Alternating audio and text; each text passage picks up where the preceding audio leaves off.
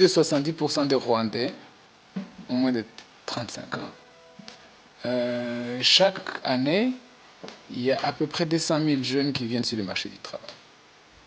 Et ces jeunes qui viennent sur le marché du travail, nous pouvons en absorber seulement 135 000 chaque année. Au début, on avait un problème de capacité, parce que les gens n'étaient pas allés à l'école. Aujourd'hui, les gens sont allés à l'école, mais ils ne peuvent pas tous être absorbés dans le marché, si vous voulez, dans le marché du travail. Ça pose un nouveau problème. C'est un meilleur problème, mais c'est un problème quand même. Ça ne serait pas un problème s'ils pouvaient, parce que la plupart des jeunes aussi vont dans des TVET, des écoles professionnelles, mais ça ne serait pas un problème s'ils avaient les capacités de pouvoir créer leur propre emploi, ce qui est d'ailleurs ce que le gouvernement les encourage à faire.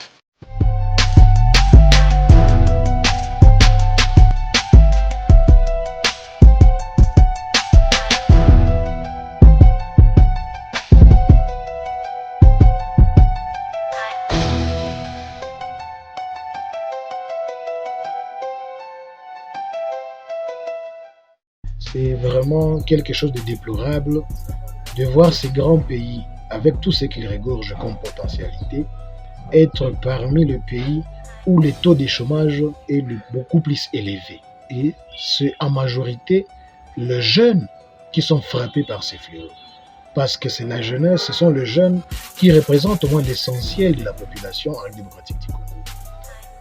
Et ces tableaux sombres qui représentent la RDC en ce qui concerne le chômage, vous sentiez que c'est un tableau vraiment qui est sombre, c'est un tableau qui est moins éloquent. Le chômage actuellement atteint un degré de plus en plus inquiétant au Burundi parce que les enfants, les élèves, les étudiants termineraient les écoles, mais pouvoir avoir un emploi, ça devient un calvaire aujourd'hui. Il y a une ONG internationale, une ONG locale engagée dans les questions de la jeunesse qui avait fait une étude, je crois en 2017, comme ça. Et le chômage était alarmant à l'époque parce qu'on disait qu'il y a environ 55% en milieu rural sont des jeunes inoccupés, 60% en milieu urbain sont des jeunes inoccupés. Donc la situation vraiment est inquiétante. La tension a déjà atteint son paroxysme. Il y a une politique nationale de l'emploi, mais élaborée sous forme de politique classique du gouvernement dans le ministère de la Jeunesse, le ministère du Travail, de la formation professionnelle, mais sans toutefois qu'il y ait des actions concrètes de nature à inverser la tendance dans ce secteur. La politique d'emploi aujourd'hui, elle est en panne, elle n'est pas sous-tendue par des actions ou une orientation opérationnelle visible aboutie à des résultats concrets.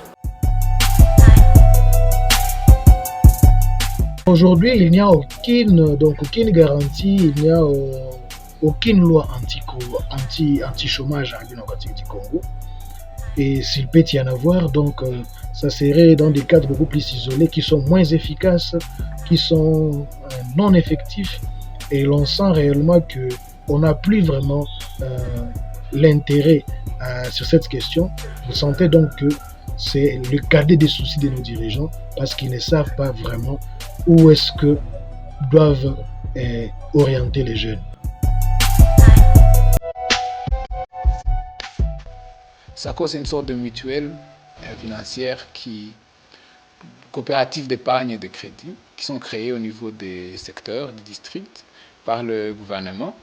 Mais les SACO aussi souffrent parce qu'à un moment donné, il n'y a plus de capital. Parce que les SACO, comme ils n'arrivent pas à être pour se sécuriser, ils vont acheter des bons de trésor dans la BNR, ce qui est contraire à leur mission. Leur mission, ce n'est pas de s'enrichir, c'est d'enrichir les jeunes. Donc après, ils ont des problèmes de liquidité, donc les jeunes ne peuvent pas avoir accès à des crédits. Et au niveau social aussi, c'est ce problème d'abandon scolaire. Les élèves n'ont plus de référence. Ils disent que continuer à étudier, c'est perdre du temps parce que déjà, même ceux qui terminent sont là. Donc, il n'y a pas de référence qui permettent vraiment, de référence qui permet aux élèves de continuer à afficher un engouement pour les études. Donc c'est abandon scolaire. Donc il y a aussi un problème social parce que les élèves, les jeunes gens inoccupés peuvent s'adonner dans des comportements comme la drogue, l'alcoolisme, l'insécurité, le banditisme, ou constituer le lit de ceux qui veulent instrumentaliser la jeunesse pour des fins politiques. Dans ces cadres, je pense que les conséquences sont beaucoup plus nombreuses. Ce sont des conséquences néfastes. À cause du chômage, nous avons beaucoup de jeunes qui se livrent aujourd'hui à la prostitution, aux abus d'alcool, à la criminalité de toutes formes. Ce sont des jeunes qui sont pointés du doigt comme des criminels de haut chemin. Et cela constitue une vraie bombe à retardement.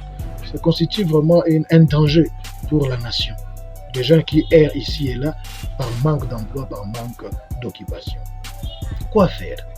Nous pensons que l'État devrait voir comment encadrer le jeune dans son pays, essayer de voir comment orienter et accompagner les jeunes entrepreneurs qui ont au moins ces soucis-là de se prendre en charge, mais qui sont étouffés par de multiples taxes ici et là, et les jeunes ne savent plus comment ils peuvent évoluer. C'est vraiment beaucoup plus déplorable et nous invitons l'État congolais à voir comment ils doivent accompagner les jeunes, voir comment accompagner l'entrepreneuriat congolais et voir comment ces jeunes-là qui essayent de se prendre en charge doivent être au moins garantis en tout et pour tout. Il faut un leadership fort pour orienter la gouvernance visionnaire, et surtout pour stabiliser le pays, pour que les histoires d'élections, les tensions soient vraiment gérées de façon responsable. Et de toutes ces élections organisées, il faut émerger un leadership très responsable et visionnaire. En dehors de ça, le pays n'avancera pas.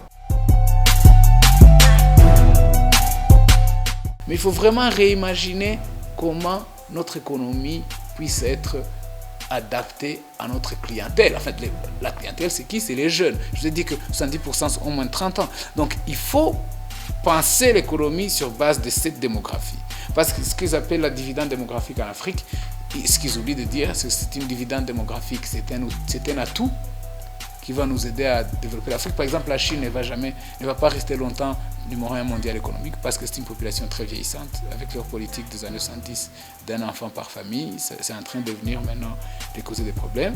Mais l'Afrique, qui est finalement en phase de devenir le leader mondial parce qu'il sera la population la plus jeune, c'est aussi une bombe à retardement. Si ces jeunes-là n'arrivent pas, c'est une bénédiction ou bien c'est un challenge.